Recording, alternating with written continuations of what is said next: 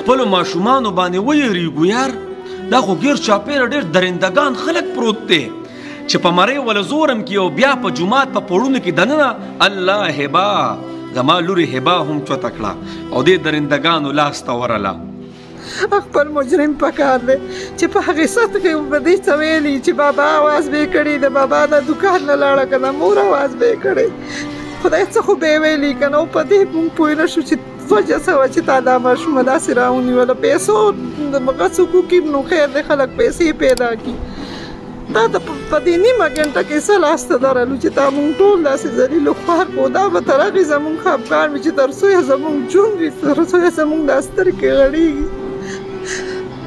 ما چې دې ماته روټۍ راوړه او کور نه راله ما ورته لکه وایي 10 روپۍ راکړه. ما ته وایي 10 روپۍ مې وله ورکړې او کور ته روانه شوه. دا د 2-3 منټو خبره ده جی. دا چې په ځنګل کې دا کیس نه ده شوی دا په صدر کې شوی او د دې به آخر ذموار څوک یاره؟ د دې ذموار دا معاشره ده که نه؟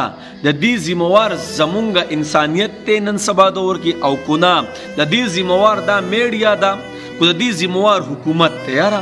دې تپوس په د چا نه کوې لکه دا خو ورسته ورځه دا خو شرمخان په دې معاشره کې درندګان ګرځي او کم چې شپونکیان دي پته نه لګي چې زما شپونکی او زما نگران چې کم دی زما حفاظت چې څوک کوي په هغوی کې کمی دی کو صحیح حساب کتاب دی.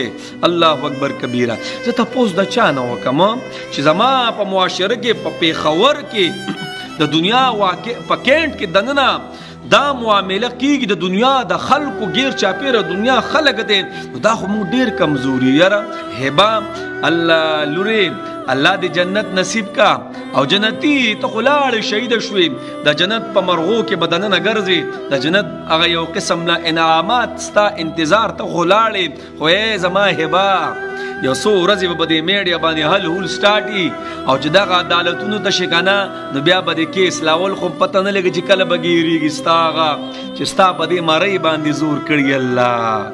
تا به څومره چغې دغه ټایم کې والي ای زما لورې ای زما د 2 کالو لورې تا به څومره لتې والي الله تا به څومره زور کړی تا به سوچ کړی بره به اسمان ته ګورې چې زما قصور څه دی زما ګناه څه ده چې زما په مرۍ باندې د ظالم لاس پروت دی. ای پرشتو هغه چې تاسو الله مقرر کړي ستاسو زړه بسوي ای الله تم ورته ګوري ستاسو عجیبه نظام دی. تار څه مونږ ته پریښي دي تار څه زمونږ خلکو ته پریښي نو زمونږ په خلکو کې خو ډېر کمی دی. زما خو چې کم نګرانان دي په کم ما باندې هغه مقرر کړی شوي چې زما حفاظت کوي هغوی چاله سزا ورکړه. ای الله ای الله دې باره کې ستا قانون خو ډېر عجیبه دی خو زمونږ د مخلوق قانون څه دی؟ د دنیا کیسونه پکې پراته دي چاته سزا میلاو شوه. ای الله کاش چې تا دا خلک رانیولی په دغه ټیم نو مونږ خو د ډب مسلمانان یو. ای الله ته چې مونږ له ډیلینګ راکې او مونږ له وخت راکې نو زمونږ دا چې کم نګرانان دي دا خو ډېر کمزوري دي. د دنیا کیسونه پراته دي د دنیا قاتلان دننه په جیل پراته دي څه چلې وکړو چاته میلاو شوه سزا؟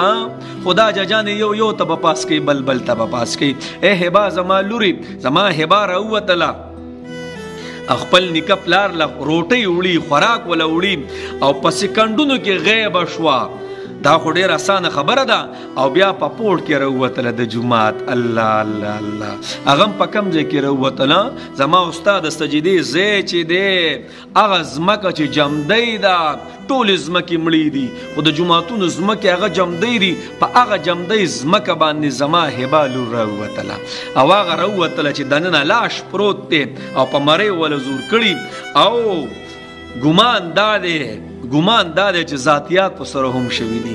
ای درندګانو نو څه وکړو د چا نه تپوس وکړو؟ ای الله دا خو څو کیسونه دې نه مخکې بله ورځ پلار را لګېدلی خپله لور وړای الاله کړې د هغې نه مخکې څومره کیسونه راله دا څومره خبرې اترې روانې دي دا په اخر مونږ څه کوو دا به مونږ څه کوو چاته به فریاد کوو د خپلې بچنګۍ به بار نه پرېږدو په خپله به د خپلو بچو نګراني به کوو خو خدای مګه مثلا تپوس د چا نه مونږ وکړو بس الله دې موږ ماف کړي، هېڅ نشم ویلی. زما په سر چې چاته تنخواګانې میلاویږي ولې زما جان محفوظ نه دی؟ زما ټکسونه زه چې د باتروم نه واله تر د بیت الله شریفه پورې چې ځم، زما په یو څیز باندې ټکس دی. دغه تنخواګانې چارې دغه به څه کوي؟